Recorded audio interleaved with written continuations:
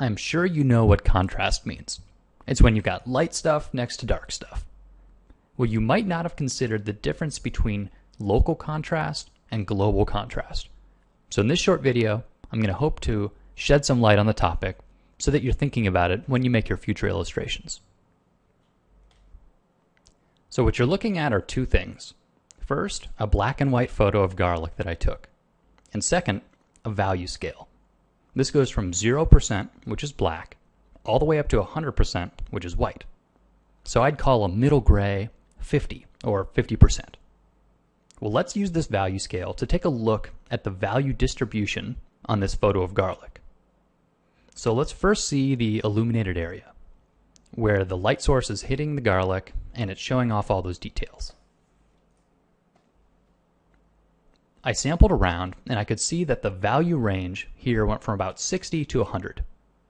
So it's a pretty wide range of values, but it doesn't have anything below 50%. Well, then I looked at the shadows, and that has an even narrower band of value information.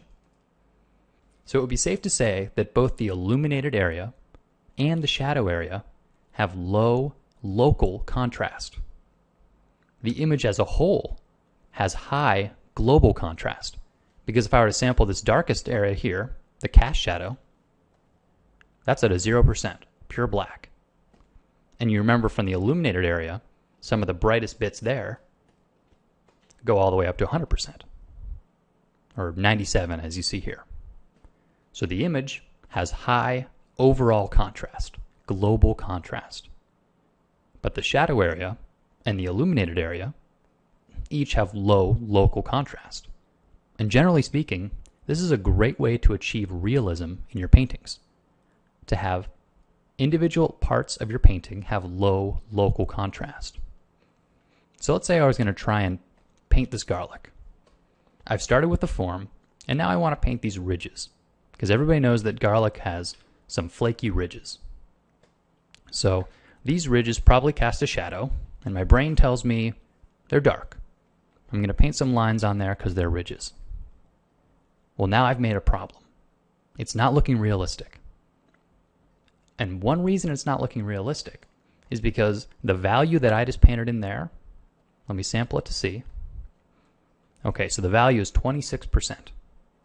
So if I were to graph that on the scale here, it would be right around here. Well, actually that value is only existing in the shadow, not in the illuminated area. So the only values I'm allowed to use for this illuminated area fall between about 60% and 100%.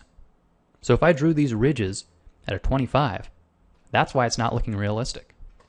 So let's erase those and choose a value that's at the low end of the illuminated area. So I'll choose about a 60. Okay. Now when I go to paint these ridges, they're much lower contrast. You can see them, but they're not the dark, cartoony lines that I had before. And this is much more realistic because I'm working within the proper low contrast value scale. So if something's seeming unrealistic in your image, it's pretty likely that you've gone too high contrast on a surface. So it's a good idea to familiarize yourself with this concept by looking at photos. Make them black and white, and try and make charts like this. How much contrast range is there in the illuminated area? How much range is there in the shadows? Odds are it's a lot less than you think. Then try the same thing with one of your paintings. Make the same sort of chart, and you're likely to find that you're putting way more contrast into all the surfaces than you should be. So things to remember are to have good global contrast, which is to say dark shadows, bright highlights, and overall nice value arrangement. But within individual surfaces, keep them low contrast.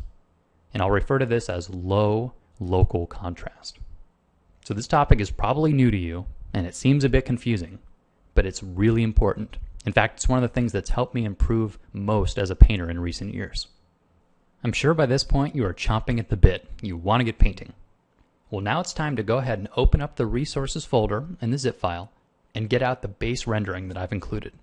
Because coming up next, I'm going to show you the workflow to go from a base render into a hand-painted material. So let's get into it.